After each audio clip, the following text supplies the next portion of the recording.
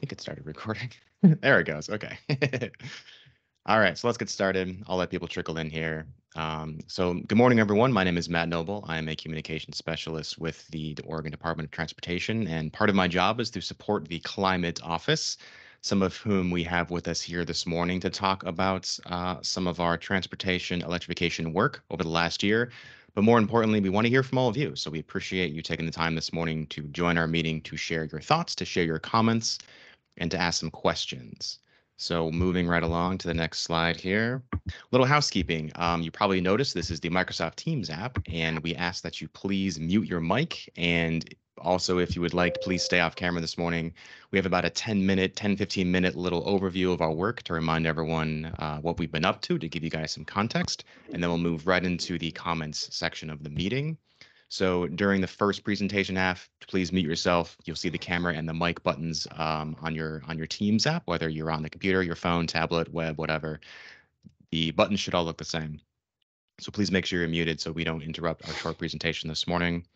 And as far as questions today, so this is a listening session, which means it's geared toward comments and thoughts and opinions from all of you. That's really the goal, is to gather all that feedback.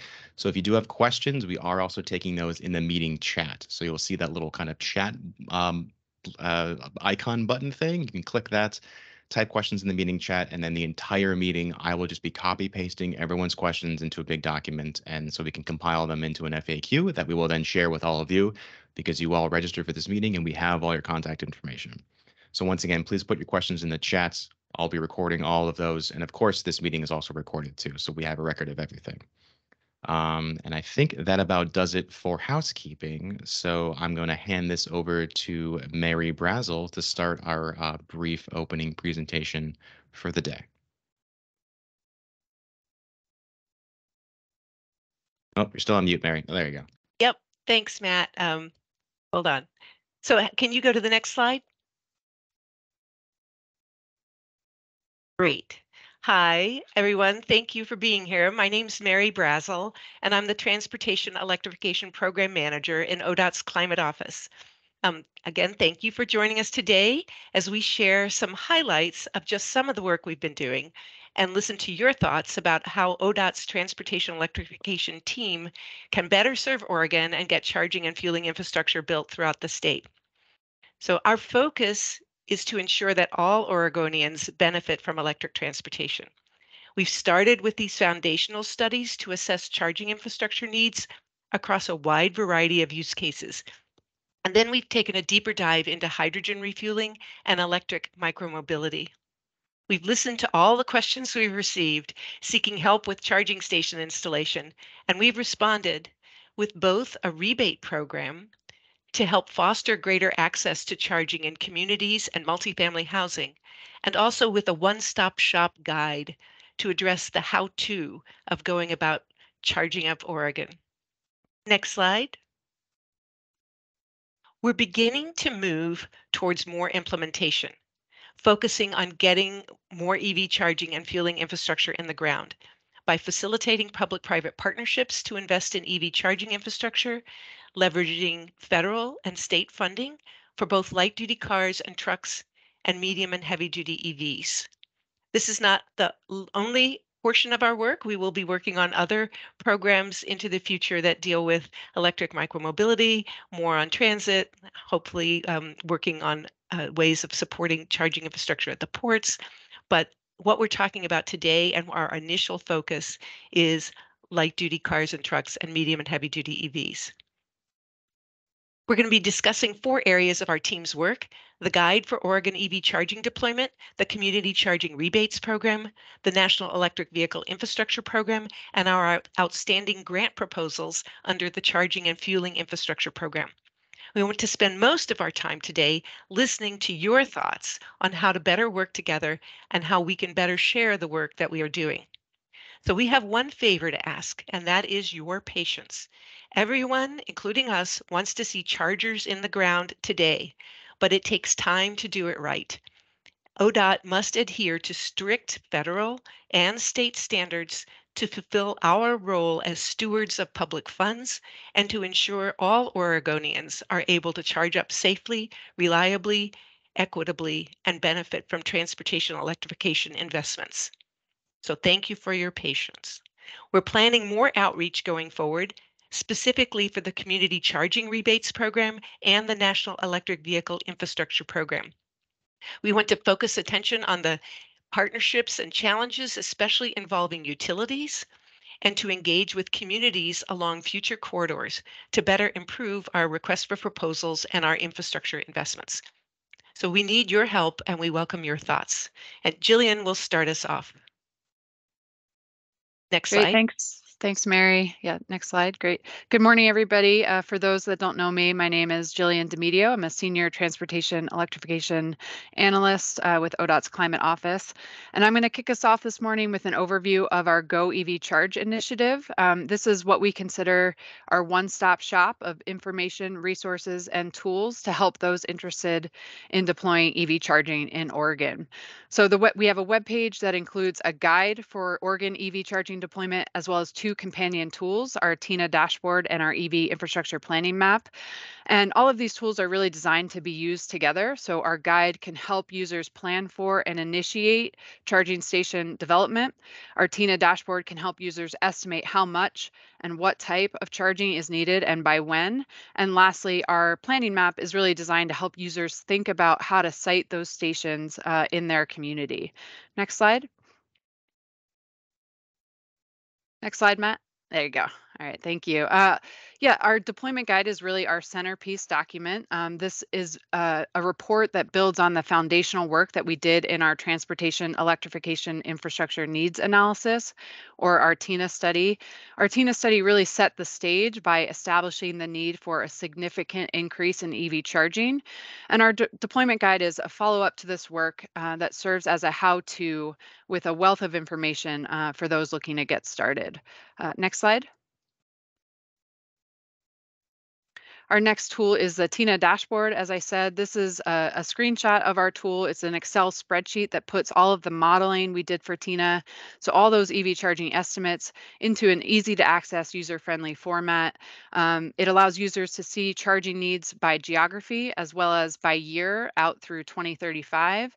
And it's customizable, so users can explore alternative assumptions to those that we made in TINA and change those assumptions and really see how that affects the mix of EV charging needed. And then for those who do want to dig into the details, you can access the model itself as well as all the underlying data in this tool. Next slide. And then lastly, once you have an idea of how much charging is needed in your community, this second tool is really designed to help you think about siting that infrastructure, and in particular, identifying priority areas in each community where siting infrastructure will further goals related to equity, filling in network station gaps, and ensuring high station utilization. So this is a screenshot here of our mapping tool. You can see this blue layer is an example of one of our priority area layers. You can see this layer ranks census tracts on a color gradient from low to high priority for siting either level 2 charging stations, and then we have a separate priority layer for fast charging stations. Our map also includes additional data layers to provide context around population, traffic, equity, and more. So users can really customize their analysis to their own specific community needs. Next slide. So moving on, next is our community charging rebates program. This is our funding program really designed to fill in charging station gaps in Oregon communities. So it supports the installation of level 2 charging stations at strategic locations, for example, multifamily housing or public parking sites. The program is designed as a rebate that is reimbursable per port on a first come, first served basis, and it will cover up to 75% of the cost of installation of these stations. 70% of the funds for this program is reserved for projects in rural and disadvantaged communities, and funding is going to be released in rounds. So we just launched round 1 in June of this year, and it was very successful. We ran out of funding about a week before our program end date. That was $1.75 million, and we're hoping to launch round 2 early in 2024. And with that, I'm going to pass things off to my colleague, Jenna Compton, who will talk more about this program. Thank you, Jillian. Hi, everyone. I'm Jenna Compton. I'm the Transportation Electrification Financial Coordinator, and I work predominantly on the Community Charging Rebate Program. Matt, do you mind going to the next slide? Thank you. The majority of CCR funds are reserved for priority communities, which are rural and disadvantaged communities. We use ODOT's statewide equity layer to determine disadvantaged communities, and for rural, we use the Oregon Office of Rural Health's definition for non-urban. We have a map on our program webpage that will help potential applicants determine if their project is located in either of these communities. You can see that anything outside of the large dark blue circles is considered rural, and those with the hash marks are disadvantaged. Many communities fall into both categories. Another way we are centering equity is by working with Forth to provide outreach, education, and technical assistance. This program is designed to reduce barriers for applicants. Please go to the next slide. Thank you. I would like to briefly go over some of the data from the first round. The program has reserved funding for 95 project sites with a total of 375 new level 2 charging ports. 71 of those projects are located in publicly accessible parking spaces, and 24 projects are located at multifamily housing locations. 79 of the projects are in priority communities, including both rural and disadvantaged communities. These projects were able to cover 23 counties in the state of Oregon. And you can move on to the next slide, and I'll pass it on to Brett. Yeah, hi, good morning, everyone. My name is Brett Howell. I'm the Transportation Electrification Coordinator here at ODOT. And today going to talk to you about a couple different programs. Firstly, the National Electric Vehicle Infrastructure Program.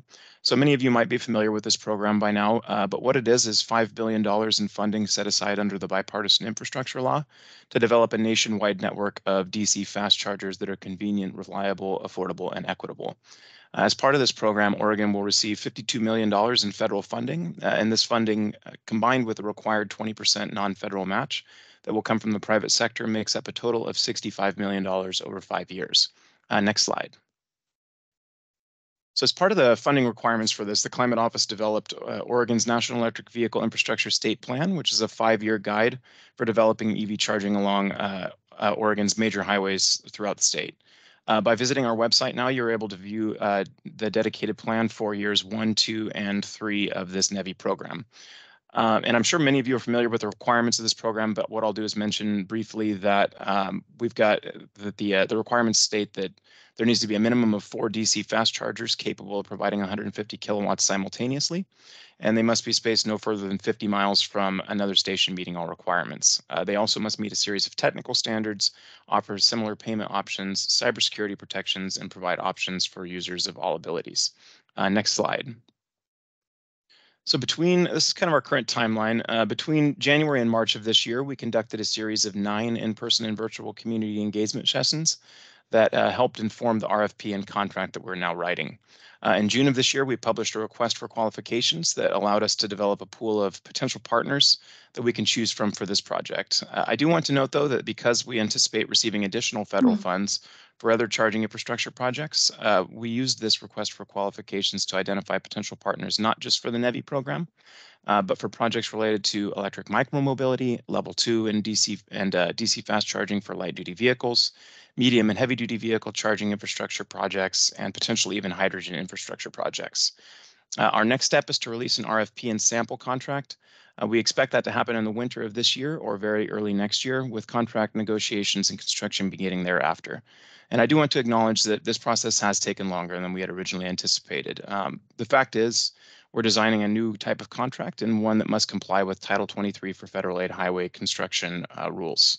So the Climate Office is working closely with its internal partners at ODOT and with our FHWA region staff, and is making good progress on both the contract and the RFP.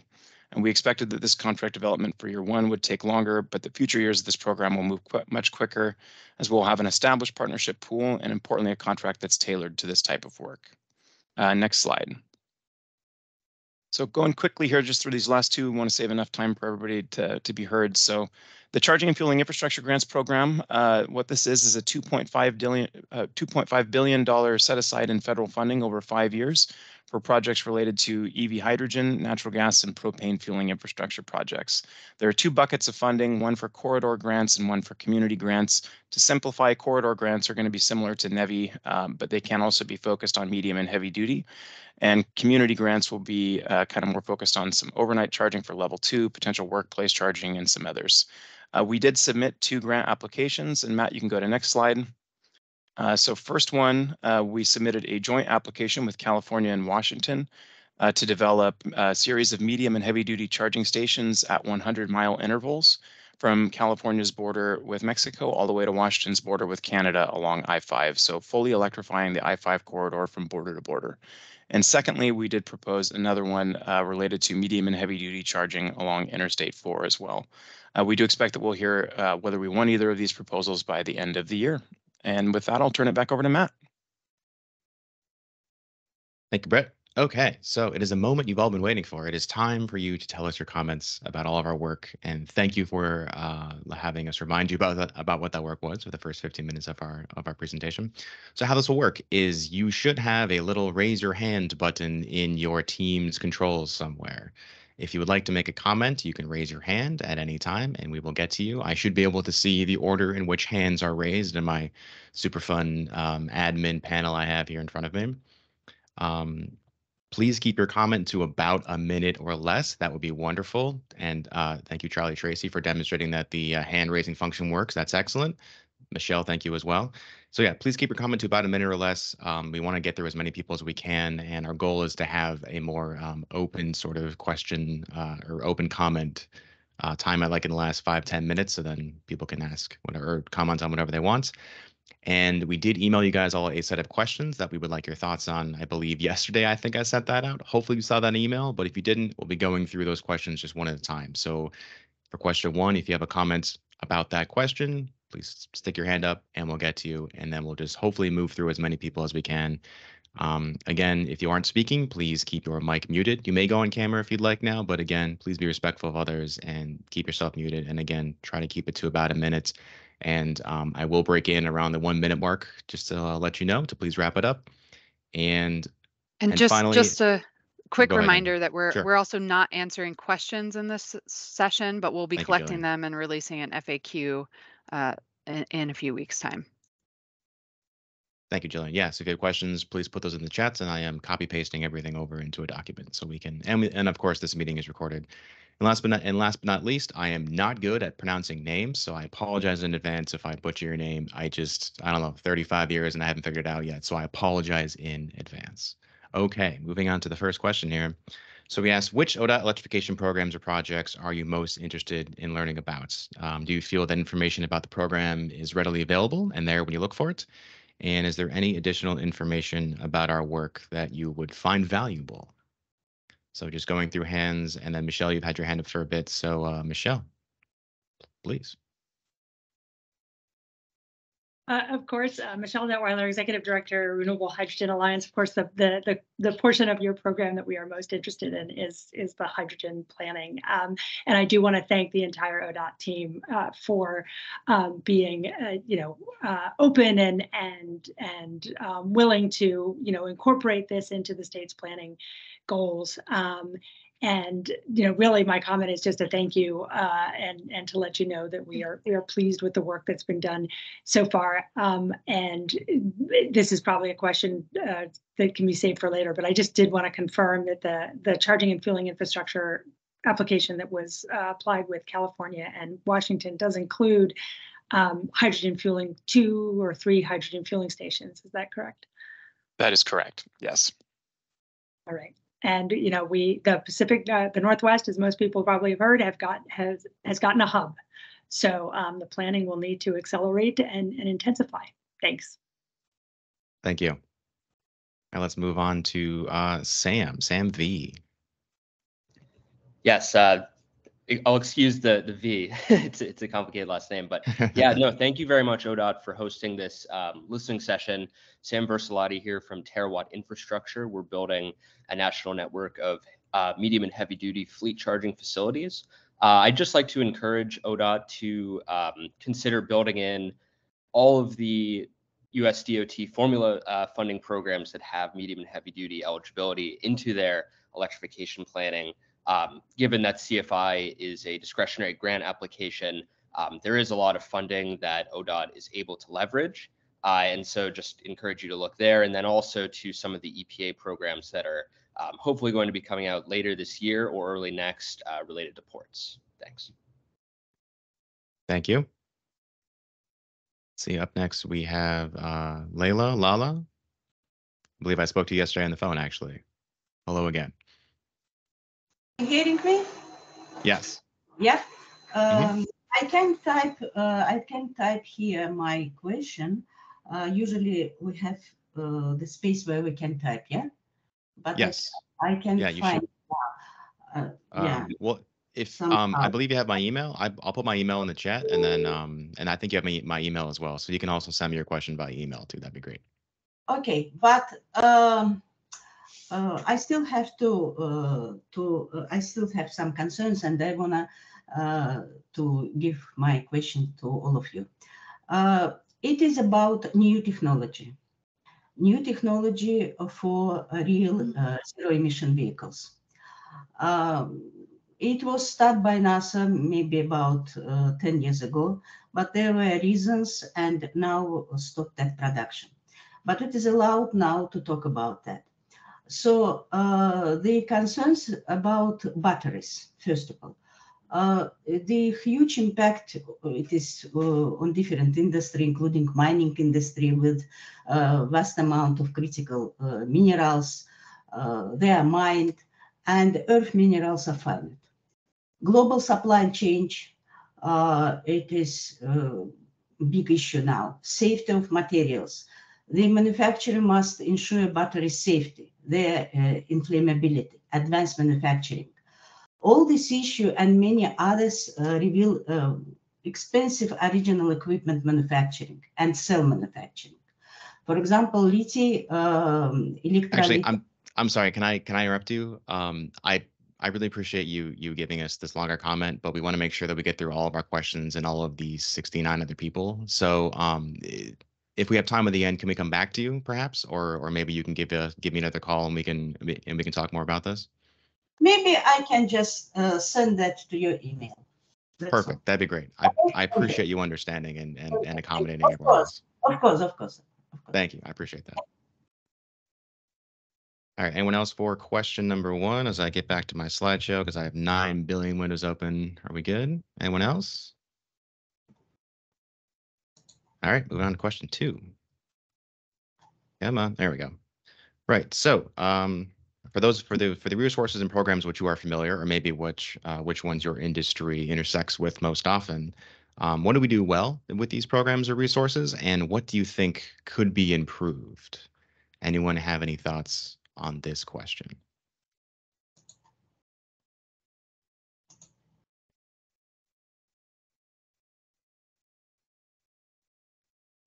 Kathy, I see your hand up. Fire away, please. Hi, my name is Kathy Klezik, and this kind of overlaps with question 1. I'm not sure. I didn't get the questions in advance, so I'm not sure where this is going to fit in best. But micromobility hubs and how those are being integrated into the plan as an option so that it's not just people thinking about standalone chargers like, sitting out in a parking lot. But how is that topic being led as far as giving people resources about what it is and how to plan one and how to have that be part of the conversation? Okay, thank you. Appreciate your comment. And also your question too. Again, this is recorded, so we can add that to the FAQ pretty easily. So thank you.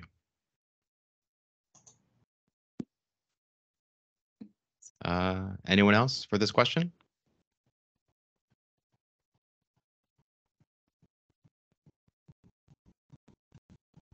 Okay, and then Kathy, I'm just going to put your hand down here. Don't freak out. Okay. Question number 3. So email is our primary means of communication for you all. You probably get those Gov delivery emails. Hello, I'm the author behind those. Hello. Thank you for reading them.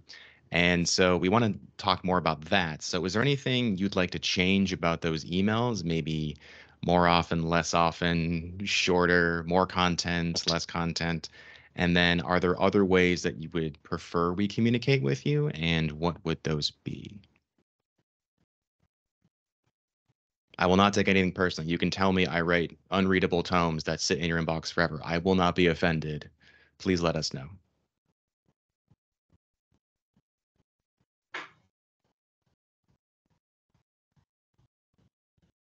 I'm not sure if it's good or bad that people don't have comments on our emails. I don't know. Yeah, Matt, I think that means they think you're perfect in every way. I mean, that's my morning mirror mantra, so it's good. Oh, I see. Okay, excellent. People have maybe it's just taken teams a bit to kind of catch up here. Let's go with Kathy. I see your hand first, but let's go with Phil since I think we've yet to hear from Phil. So Phil, fire away. Oh, thank you. I am not certain about the format of your emails. I receive a bunch of them, and I'm not sure exactly which ones you're referring to. I would simply say redundancy is useful for me. Adding links, extra links, maybe ones you've already given us in the past, with good descriptions about what the link connects to, as a formatting issue would be very helpful. I continue to study this stuff. It is complex, and being able to find it quickly is important. The state's websites are still quite opaque to me, even though I've been using them for over 20 years. So any help you can give us to orient to the issues that you're working on would be helpful. Thank you. Thank you, Phil. Great comment. Kathy, hello again. Hi, yes, I would just echo what Phil was just saying. And I appreciate the emails. I think that they're well written, and it's the links thing that can be an issue, that they go to general pages sometimes instead of the specific information that you're trying to look for. So then you end up having to dig through multiple links to find the exact information you were looking for. So yes, direct links. Thanks. Thank you. I appreciate that feedback. Anyone else have any thoughts on thank you, Phil. Anyone else have any thoughts? I see some folks in the chats agreeing with those links. Something we can definitely work on. Anyone else before we move on? How are we doing on time? We're doing okay. All right. Question 4. So where would you like to see more dedicated resources and or programs? So this is think outside of either one. You can ask for more resources in a certain program or resources and programs that may not exist yet. So think, where should we be focusing our efforts? And specific to your work, are you experiencing challenges to electrification in either your industry or your business? And especially if those challenges are applicable statewide or maybe to other people on this call today. And do you have any ideas or thoughts about how we can help you solve some of those challenges? And Jeff, I see your hand up first. Hi there, I'll be as concise as possible. Jeff Morris with Schneider Electric North America. We're the electrification partner for PACCAR, Kenworth, and Peterbilt heavy duty and medium duty trucks. There's a misalignment, and going back to the initial EV guide, the excellent document, between the analog infrastructure that was built out by utilities in the 50s and the digitized environments we're building today. And just to bottom line the comment for maybe further pursuit later, as long as utilities are getting paid by how much they spend and not on a project and not how affordable they're making electrification for customers, there's going to be a misalignment. And one of the issues that we've seen is having to haul in a high voltage line to every charger, as opposed to doing a battery, using the existing wires as trickle chargers, and then using a digitized environment to manage the voltage going to each charger. That lowers the cost of each charger going forward, as opposed to keeping it the same cost. And I'll wrap up my comment with that. Thank you, Jeff. Appreciate that comment. And Eric, looks like you are up next. Hi, I have two general areas. First is multi-unit dwellings, where it's more complicated to get permission, space, and power for lots of level 2 chargers. We're trying to think about, well, let's do the whole apartment complex while we're doing this. So we did once, or at least a portion of it. The other area is what's going on with Tesla fast chargers. They're going to share their network, but how, when, how can we plan for this? Do we talk with Tesla, or you guys talking with them, etc.? Thanks. Thank you, Eric. Let's see. Anyone else on question 4 about other areas where we can consolidate efforts, or new areas that we can expand into? Or any challenges that you guys are all running into that maybe you think we can help you solve?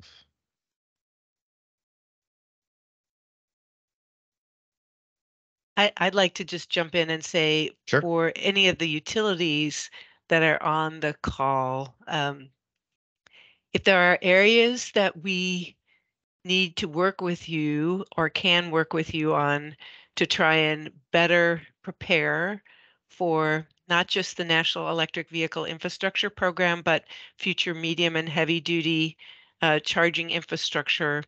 If there's work that you would like to see us undertake or have ideas about better ways we can work together, we're planning a workshop in the next few months to try and explore this with you all. But utilities are critical partners, and we would be particularly interested in any thoughts you might have.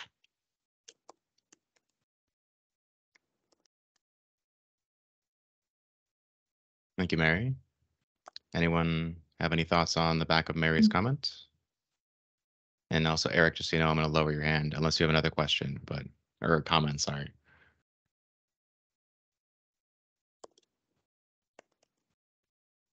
Kathy, hello. Hi again. Sorry, trying to okay. wait till That's why everybody we're else gets a chance to ask so that I'm not taking all of the question time space. Are you also working with tourism organizations to make sure that chargers are being put where people want to go to? And I'm thinking of this from an equity lens where people may not be able to afford a long distance vacation, but they would be able to afford to drive to someplace within Oregon. And if they don't have the ability to charge their vehicles or use their EV vehicle, if they have one, then that's not within reach either. Okay, thank you for that comment. Get my timer back here going. Okay, anyone else before we move on to the fifth, or rather the fifth question, which is an open one, I believe. Or do you guys have 5 questions? Let's see. See if I remember my slides today. Hey, look at that. Okay, so that was the end of our prepared questions for you all. So thank you everyone who spoke up. Greg, I also saw your hand go up. I'll get to you in a sec. So we'd like to open the floor now. We have a full 25 minutes. This is wonderful. We have 25 minutes to talk about really any other comments that you guys may have had outside of the questions we just posed to. Or of course, you can also respond to the questions that were just up on the screen over the last 10, 15 minutes. So Greg, you can go first. And yeah, thank you. Sure. Greg Alderson at Portland General Electric. A couple things to note. One, in response to Mary's question, and Mary and I have talked a little bit about this, but early and often is really the key with utility engagement, and we appreciate where ODOT can do that itself, but also encourage others and those whom they're helping to fund to engage early and often with the utility, particularly for charging installations that may require more of the utility system and are more complex. And so, even before a site is fully selected, that conversation can be useful. So we appreciate that wherever that can kind of come through in ODOT's programs, and I know that you're doing some of that already. The other thing I'll just note is that, as you are asking, what else can ODOT be doing around, programs and its work. One thing that I think we have found would be useful is just around wherever ODOT has access to or the ability to ask for good data to make sure that all of us sort of collectively are able to make, well-informed decisions around EVs and transportation electrification policy. There's certainly a role for utilities there, but there's also a role for the public sector. And so wherever, ODOT can make sure that, the DMV data around both, light and medium and heavy vehicles in the state is clean and available and ready to go, and also where ODOT in your funding work across these different funding streams can just make sure you're getting good data from those who are receiving the public money. I think that's useful. Really a general comment, not going after any particular cause, but just a general comment that wherever ODOT can kind of continue to do that kind of thing, I think it's helpful for the larger policy environment. Thank you, Greg. Appreciate that comment. And since I think everyone gets the gist of what this part of the session is, I'm going to stop sharing so our tiny boxes get a little bit bigger. And if anyone has other comments, please just raise your hand and we'll get to you. This can be about any aspect of our work.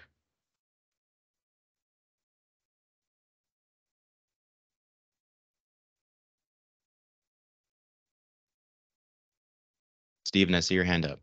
Please let us know. Great. Yeah. Steve Gutman from Nextera Mobility. I just want to make a comment. I've been working for a long time trying to find ways to inject sizable amounts of private investment into charging infrastructure. And in many instances, especially on the fleet side, I've found it really challenging to do that. And I think Oregon has a really interesting opportunity to try to model how to bring in a lot of private capital to build out fleet charging infrastructure in a big way. And I encourage you all to really look at that, because as we all know, federal dollars are limited. There's a lot of them now, but there's a huge amount of infrastructure to build. And just speaking personally, I've just found it really challenging to try to work with federal sources, because federal funding tends to be very heavily skewed toward capital investment. And what we'd like to do is provide some of that capital and recoup it over long periods of time. So it's just a comment, but I think Oregon has a real interesting opportunity. Thank you, Steve. Yep, comments are all we hear. I appreciate that. Let's see. Anyone else with any general comments or thoughts or opinions on our EV work? Hello, Kathy. How are you? Hi. No, I just want to don't say worry. I really appreciate the set aside and the focus on the rural and disadvantaged communities, because although it's easier to do often planning in urban areas, rural is a necessary layer. And so I appreciate that focus. And I think that that's really a key to making the EV highway and the EV rollout effective. Thanks. Thank you. Let's see.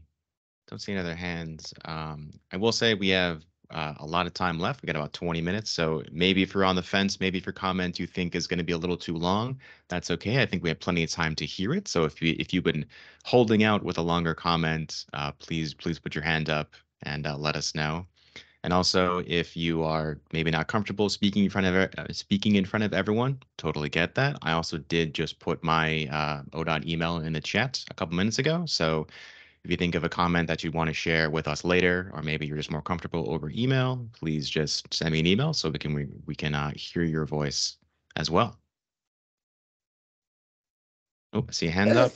Boscombe. I can't pronounce names. I'm sorry. Yes, it's Bascom, Grecian. Thank you. Well, one question I'd really like to ask is about the electrical infrastructure, the electric infrastructure of the entire state of Oregon. And I don't know if you're familiar with, projected deficits that are going to occur. Now, this is not concerning electric vehicles per se. This is just about annual energy consumption and requirements and megawatts outside of the grid. And I don't know if you're aware, but in 2023, 2024, there's actually forecast to be, and this is the PNUCC Northwest Regional Forecast. In 2023, 2024, and this goes out for 10 years, we are expected to have in Oregon a 927 megawatt deficit just next year.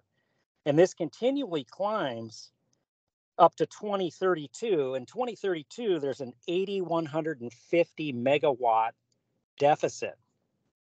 So the question I'm asking is, these plans are great, but are you considering the issue of the aging Oregon infrastructure and the possibility for rolling brownouts, especially if we start converting our whole transportation infrastructure over to electric vehicles? Is it really feasible if we're not building new natural gas fired power plants? Because solar and wind are not reliable. And this is a fact. Fossil fuel power generation is available 100% of the time in the quantities you need it. But solar and wind are also unavailable 100% of the time in the quantities you need it. That's a fact. So I'm asking, is there any thought going into that issue? Thank you. I appreciate that comment and question. I did copy down your question into my big document, so then we can more adequately respond to it in a few weeks. So I appreciate you laying that out for us. Yes, thank you. Mm-hmm. All right. Anyone else with any general thoughts or questions?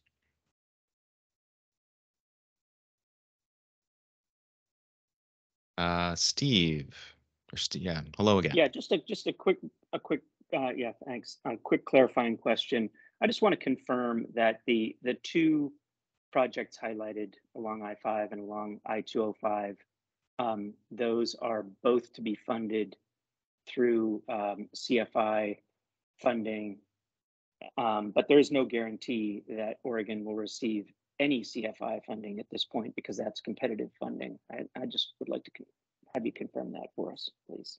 Yes, Steve, I think you meant I-84 and I-5, but yes, those are both discretionary grant programs that we submitted applications to, so there's no standing funding right now. We're waiting to find out if we're going to be awarded. Thank you. Thank you, Steve. Rachel, you're up next. Hi, this is Rachel Sakata from DEQ. Thanks for the opportunity, and I just want to note, we've really appreciated sort of the opportunities we've had to work with ODOT, just sort of, in the EV charging infrastructure space as we, try and move towards more of a zero emission vehicle future. And I just would sort of encourage ODOT to continue to, work with and partner with, other state agencies and utilities as we kind of, look forward to, moving the state in this space, just making sure that we have interoperability, connectivity, and just sort of a coordinated effort. So, just one thing we just wanted to note here. Thank you, Rachel. Appreciate you joining us today. Good, always good to see you. Charlie, please let us know your thoughts. Excellent. Thank you all for the hard work that you guys have been doing. I'm really impressed with the tools and plan that have been put together. I know that's not easy. The one thing I comment or question, I think I know a little bit of the answer, but I think it's a next step kind of exploration into for those. So I'm with Oregon Trail Electric Co-op in the extreme northeast Oregon, and we serve really a tremendous amount of the state. Along with our fellow cooperatives. But we do have two corridors going through our service territory. I think you guys know. So that's great. But there's also a lot of small communities. We've talked a lot with our member communities, really small ones, Senecas, Long Creek. Those communities are not along corridors, but and I know there's a pot of funding kind of coming along behind that might be possible for those. I'm speaking specifically high-speed DC charging that doesn't necessarily fit the formula for as many ports or as high output. And one of the comments was around battery storage, making sure the infrastructure can handle it upstream, but also I really think that a single port in a very small community can be valuable. Lower speed DC charging in those locations can be valuable as well. So I guess my comment is thinking around that and eventual planning to make sure we eventually make those resources available to those that are not along corridor and really small communities. Thank you, Charlie. We appreciate your comment. And just reminding folks that if you do have any questions, please put those in the chat, and then I'm copy pasting everything over, so we can then follow up with all you in a couple weeks with all the asked questions, so you can see all of our answers. So, and really appreciate everyone who's been putting questions in the chat. They've been great. Thank you for doing that. Let's go with Alan next. Hello. Good morning. Thanks for all the work you guys are doing. Really appreciate everything that ODOT is doing. It's kind of a question and kind of just I'm looking for maybe additional guidance. And this doesn't really necessarily involve this specific work, but City of Portland has, we actually lease land from ODOT near our Kirby garage facility in Portland, and we have electrification plans for our fleet, there. And what we've been told is that ODOT has taken a stance of not allowing electrification on its land that we are leasing from you. So it's confusing because obviously you're promoting electrification and you're trying to get projects in the ground, but we have been told that ODOT will not permit us to put charging stations on the land that we're leasing from you. So I guess it would just be helpful to understand what those rules are and why they're in place, that we couldn't, help electrify our fleet on, land that you guys control. So if there's ways to figure that out, and there may be, rules around that, or, whatever it is, but we'd love to figure out and get more clarity on that. Alan, can you follow up with me? This is Mary Brazel. Can you follow up with me directly later on this, and let's try and get understanding of who you're talking to and what's going on more precisely? That'd be great. Thank you. Okay. Yeah, and I will put Mary's contact information in the chat right now, so you have that. One moment. But yes, thank you for your comment. We appreciate you kind of bringing that to our attention. That's why we're here. So thank you. Let's see, Sean, you are up next. Hi, thanks. Just a quick plug to really push the NACS adoption on the NEVI charging. I know there's questions around it, but I think I would love to see Oregon be kind of out in front getting that to happen. Next question would be the CFI grant. I was excited to see that it came across in the 4th email this morning, and I was going to reach out to Fred Meyer and then realized that it's only for state and municipalities to apply for. There's a number of dead chargers across the region, level 2 or DC fast chargers. What is being done with the CFI grants to look to fix those? Just trying to get dead chargers to be either repaired or removed, because that definitely is a hindrance to EV adoption when people see a dead charger that has been dead for years.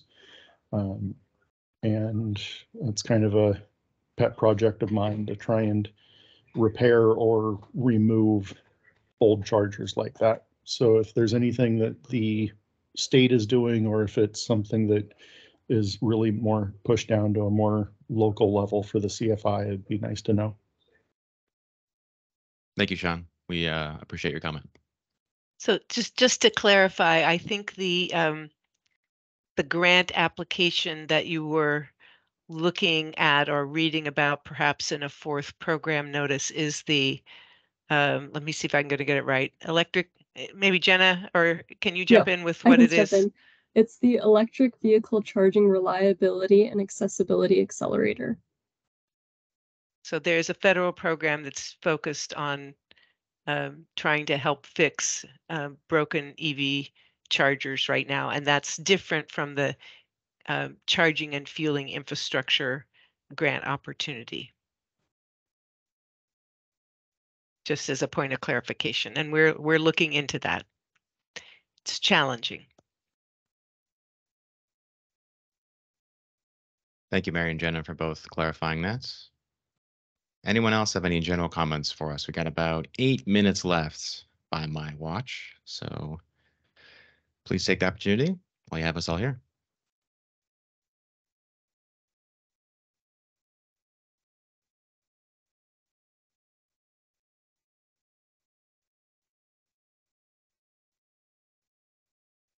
Not seeing any hands shooting up.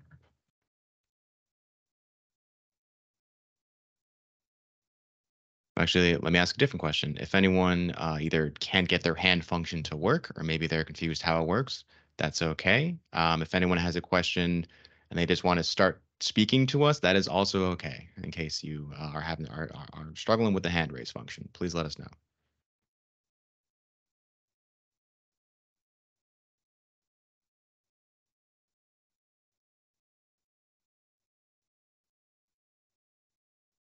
Okay, I see no one, unless someone is screaming on mute. I think we're okay. Mary, I just saw you on mute. Do you have anything to say, or?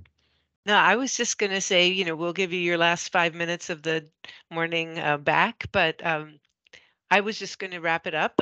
Matt, did you have some follow-up things that you wanted to remind people about before we wrap up? Do you want to put your last slide back up? Sure. Yeah. So then, I will put the slide back up, but also I just put my contact information in the email, and I will put it up on the slides real quick if you guys want to screenshot that. So again, if you have any questions or comments that for whatever reason we didn't get to today from you, please send them to me and I will share them with the team. Again, we're going to produce a big old FAQ document with all the questions in this session and also all the questions in our upcoming public session, which is next Monday. So I'll let people screenshot real quick, and then I'm going to lower this again because my Teams is taking over my screen and I can't see anything. All right, perfect. Let's see what else. And then, yes, I think and it's then just, look for thank you, right? Yes, It's just yeah. thank Well, you. I think I had something else in my head, Mary, but you know what? I think your outro spiel will be great. Thank you. I can't remember. I don't know. Look, we haven't done, mostly when we communicate with you all, it's, we cram a ton of information into an hour. And so this time we tried to cram a ton of information into 15 minutes and give you all the opportunity to give us a bunch of feedback and ask questions. So we really appreciate you taking the time and sharing your thoughts. If further thoughts come to you as over time, follow up with Matt, and we'll be trying to put together an FAQ document in November to respond to this and the other ones that we get. And we really just appreciate the opportunity to work with you all to try and electrify transportation in Oregon, and want to make sure that we're giving you a chance to tell us what we can do better. So thank you very much.